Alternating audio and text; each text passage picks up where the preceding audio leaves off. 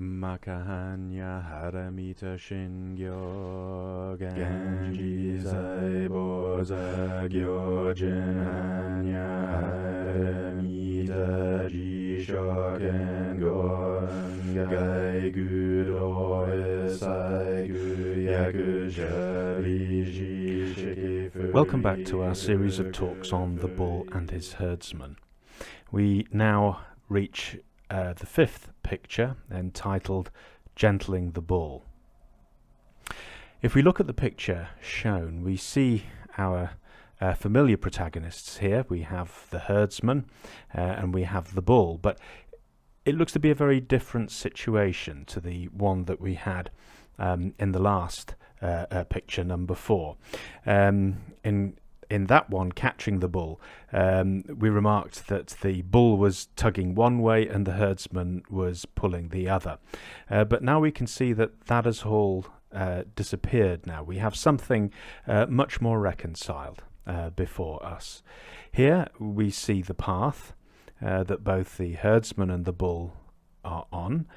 We can see that the herdsman is leading and the bull is following behind, and if you look very carefully you will see that between them there is a rope that is held in the hand of the herdsman and goes into the nose ring of the bull, but that rope is loose. There's no tension there. The herdsman has his back to the bull as well, which also tells us something. He's not expecting a surprise attack, and he doesn't seem to be anticipating any great problems either. Also, we can see that the bull, his head is lowered, and if we look carefully, we can see that he's looking up at the herdsman. And could we even speculate that there looks to be almost a look of reverence? I remember Trevor Leggett once describing the difference between cats and dogs, and he described the dog sitting there next to his master, looking up and saying, "Oh, I think you're wonderful. Oh, I'm so pleased that you're my master. I will do anything you ask me. I will follow you to the ends of the earth." And in contrast, the cat sits there next to his master in inverted commas and says, "I am so wonderful. I am so beautiful. You will follow me to the ends of the earth." And I think we can see in this picture that we have a case of the former rather than the latter. So it's a very different scenario. But also it really follows on from how we finished up in the with a point that was being made in the last talk, this question of trust and a re-establishment of trust, and the development of faith as well, which is necessary on the spiritual path, because trust had been lost. The world was seen as hostile, and this is why the bull became lost in the dust. This is why the bull seemed to vanish. But now the two of them have come together again, and clearly, because of course the herdsman and the bull are two sides of the one and the same heart, same human heart. And so it's important that they come together, and as was also said, the bull is always the stronger. There's no question about that. What wins the bull over is the sincerity of the herdsman. The herdsman, of course, not representing I, but representing our humanity, our human nature. And it's that human nature and that elemental strength. These are the two things that we are seeing coming together. And clearly now we can see that there is this coming together. And that need for reverence is not to think, therefore, that the bull's looking up to the man and he sort of struts along. This is not the case at all. As the Buddha remarked, everybody needs something to look up to. He once said to his monks, in fact, he said, "You look up to me, but who does the Buddha look up to?" And he replied, "The Buddha looks up to the Dharma." Everybody needs something to look up to. Why? Because it's just too easy for that egoic self-centeredness that puts myself as hub and the center of the universe to get out of proportion and to think above myself. And that looking up to something, that's really the propensity, the ability, so to speak, for the heart to be able to place something higher and to revere it. It acts as a containment. It means that the passions, when they flare, can never be unbridled, can never be without restraint. There's always something there that can hold them in check. And of course, if there isn't something there that can hold them in check, then really all hell has broken loose. So we have this aspect of reverence that is really tremendously important, and is one of the reasons why in Buddhism and in all religions there's this aspect of bowing down.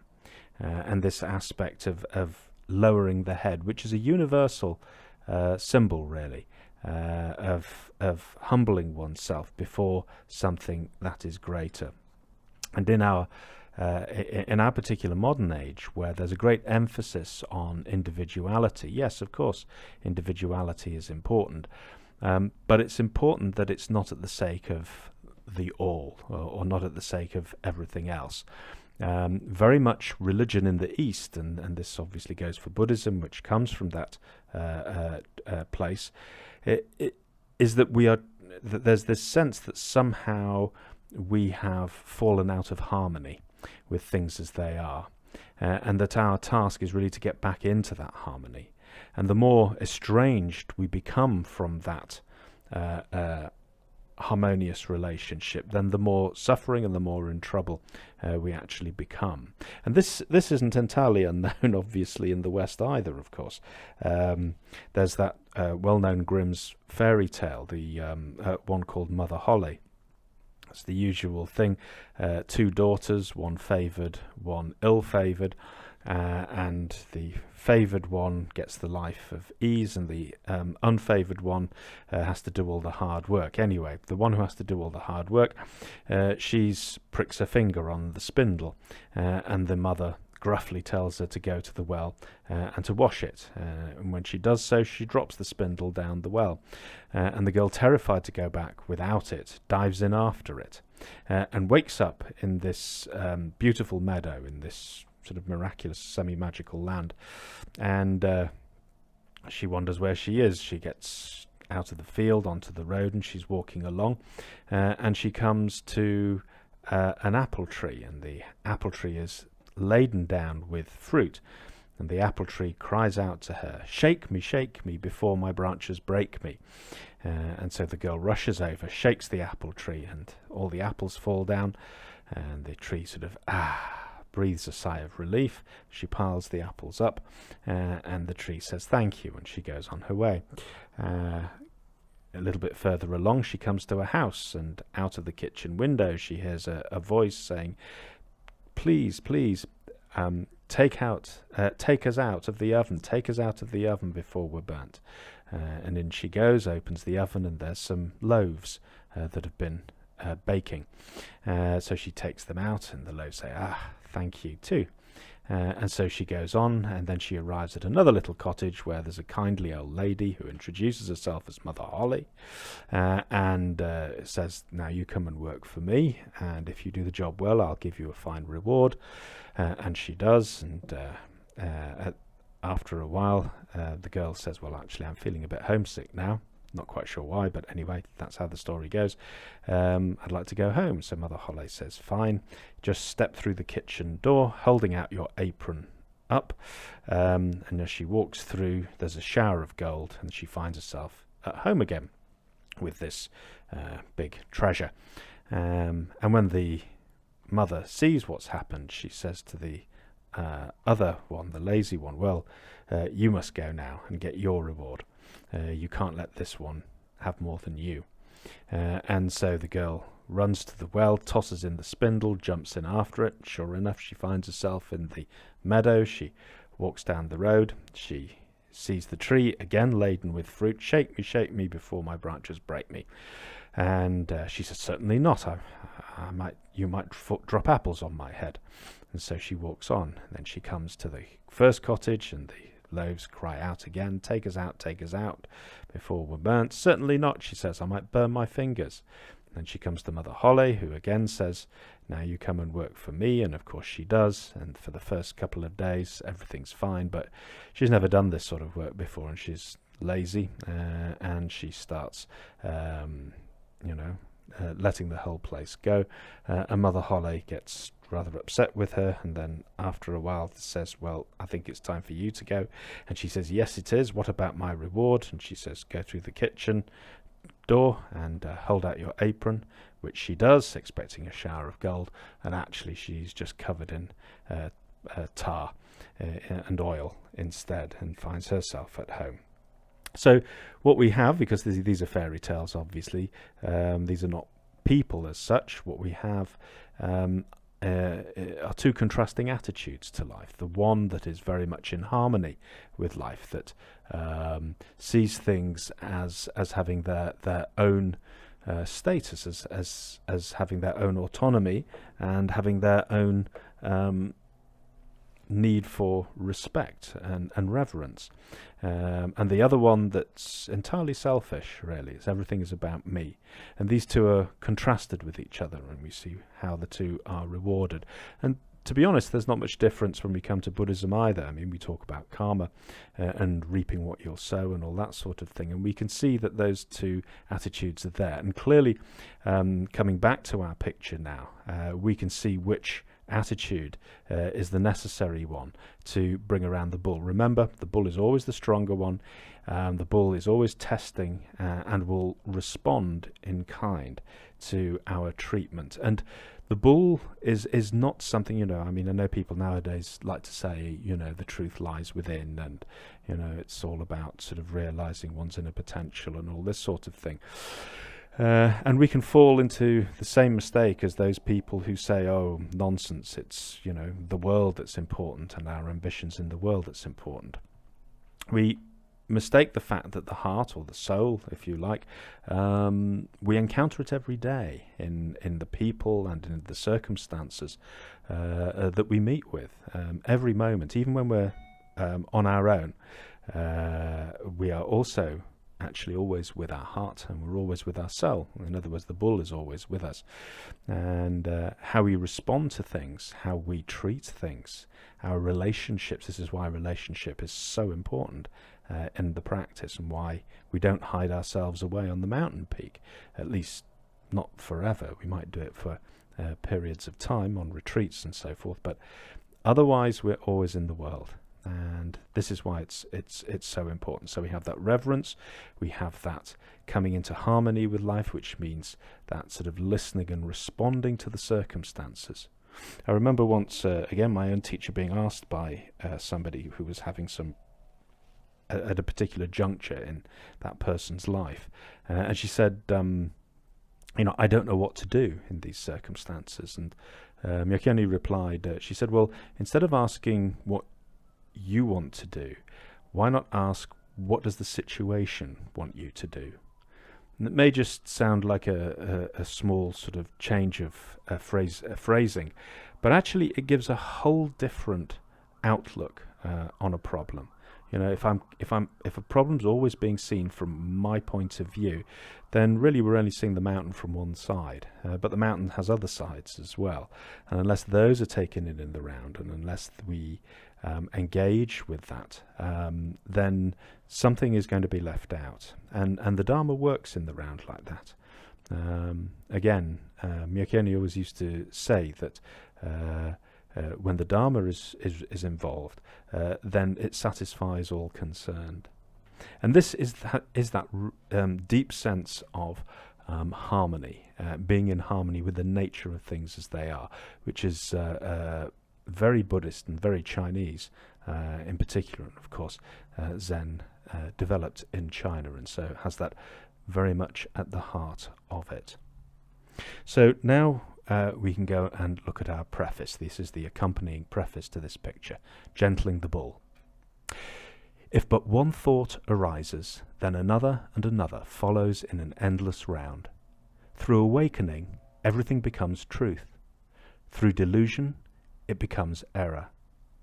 things do not come into being depending on circumstances, but arise from the herdsman's own heart. Hold the rein tight and do not allow any wavering.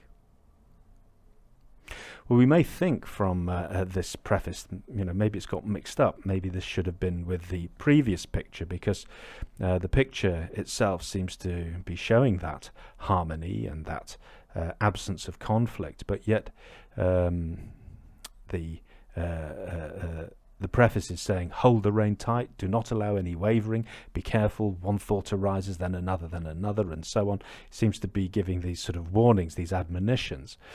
And, well, this is something we should take care of, because actually as the work goes on and the gentling process goes on, there is a coming together of these two. There is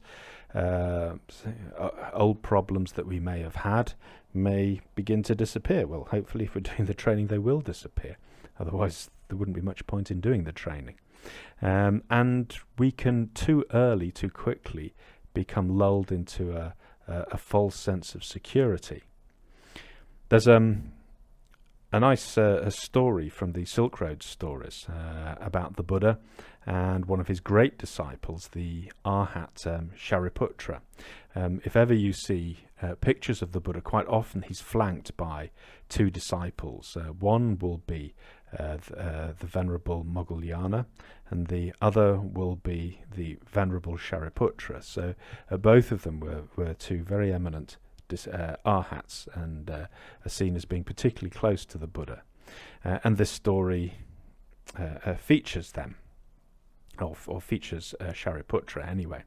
So Shariputra was accompanying the Buddha, and as was customary, he was reverently walking a few paces behind the Buddha.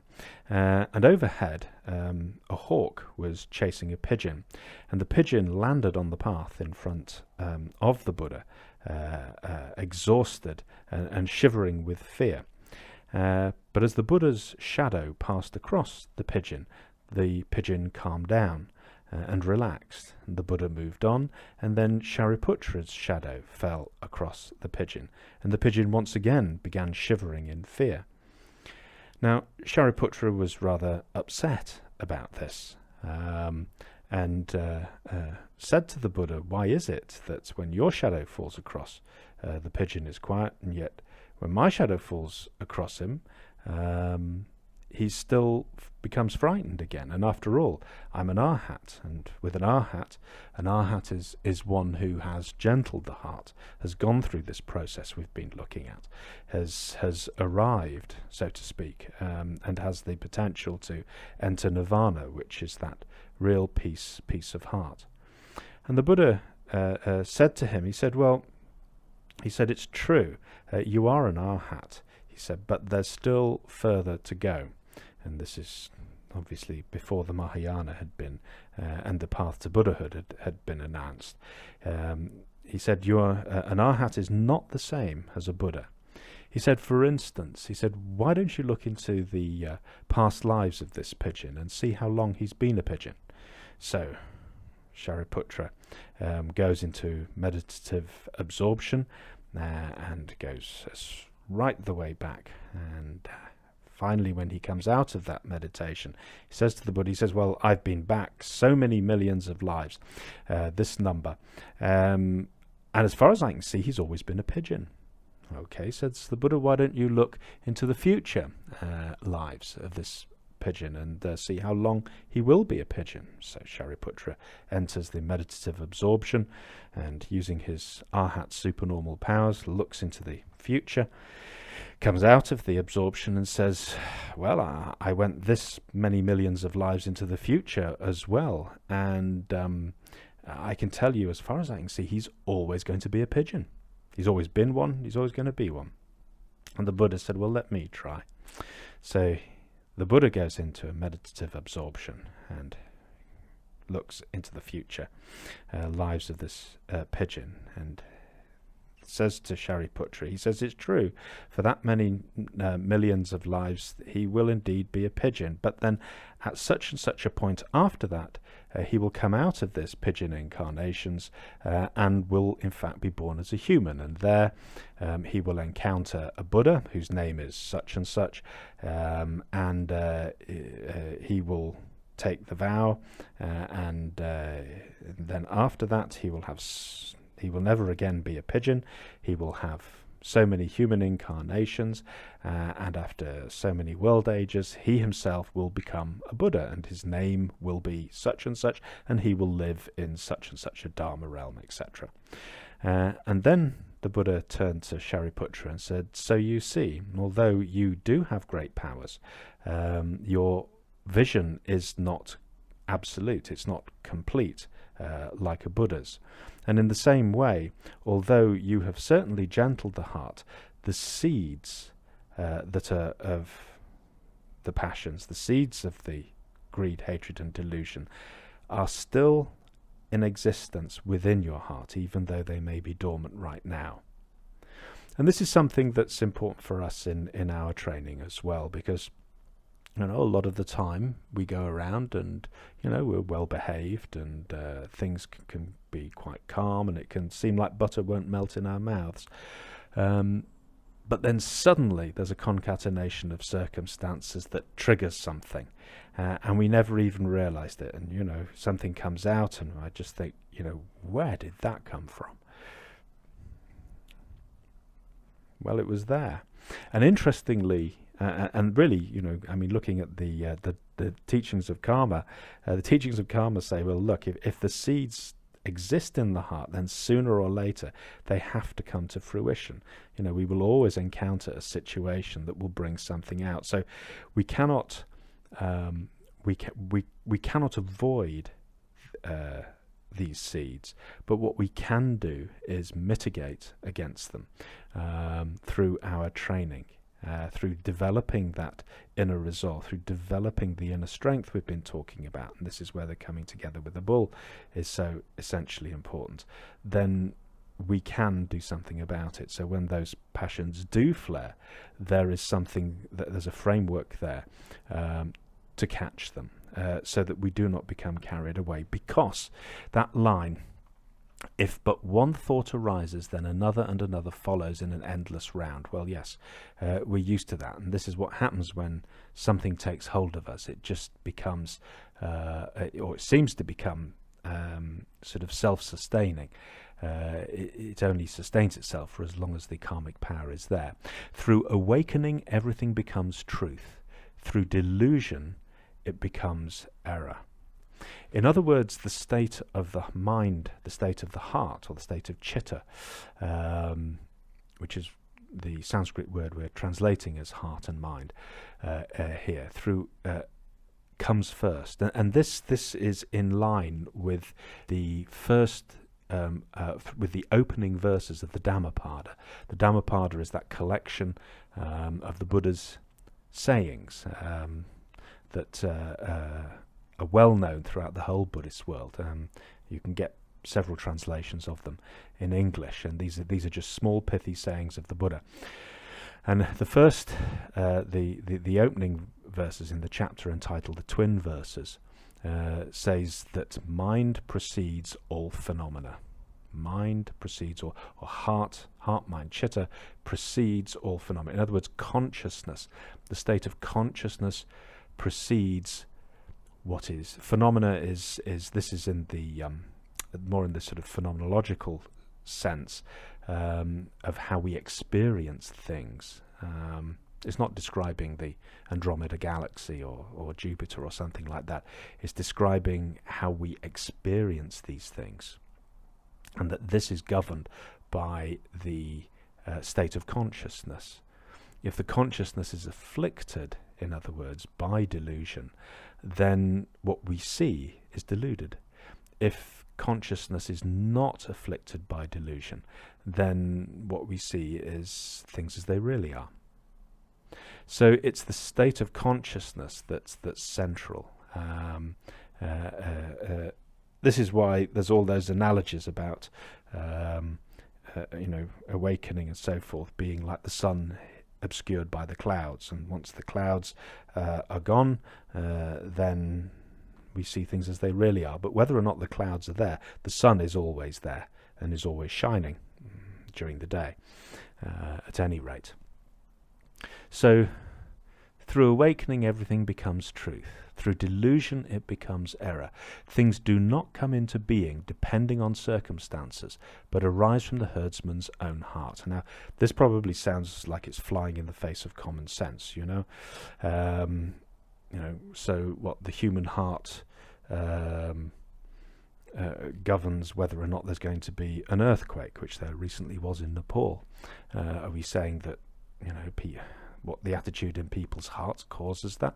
No, that's not what it's saying.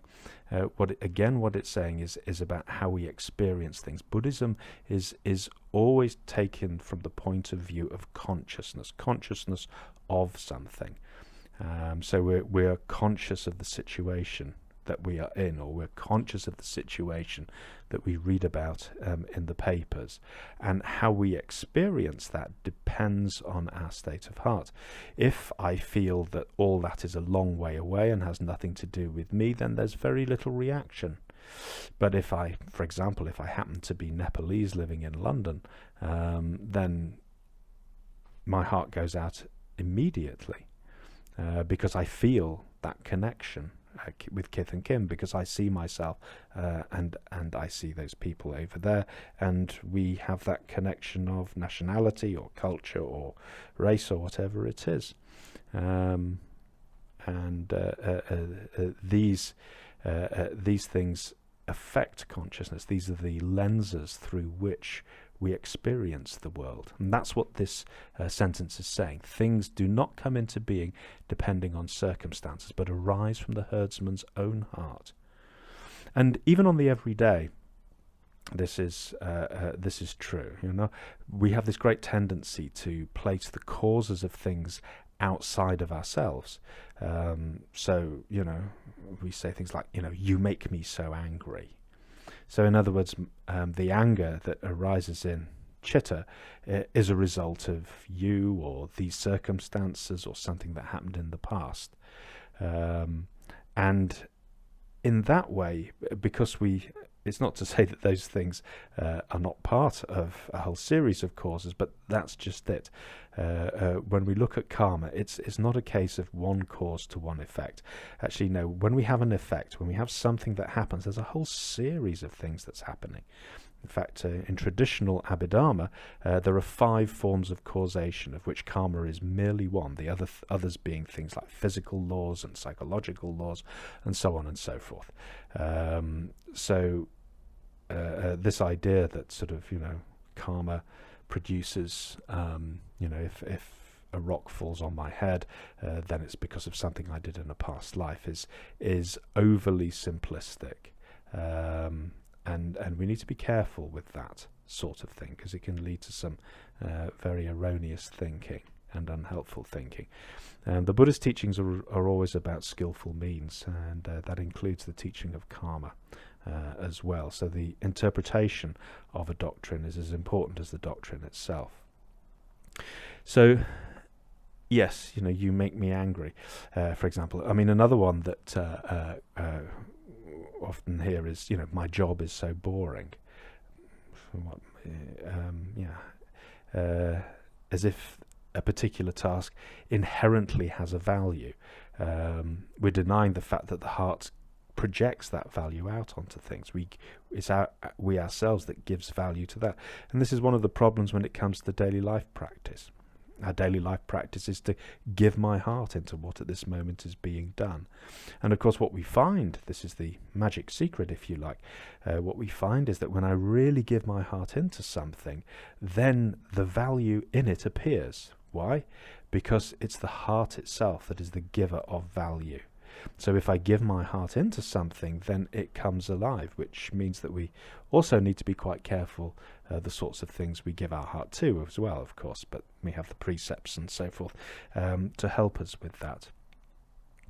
So, things do not come into being depending on circumstances, but arise from the herdsman's own heart. Hold the rein tight and do not allow any wavering. So, we're in this transitional stage now that we need to be quite careful with what comes out. Almost in a way, in one of the verses, it describes how the bull appears to be sleeping peacefully like a baby, but be careful, he sleeps with one eye open. So yes, there has been a genuine coming together, but this testing is still going to go on for a little while. But even so, the impetus, the motivation has been set in motion. Those two sides are definitely coming together, and well, we'll see how that looks in the next picture shortly. We'll leave it there for now.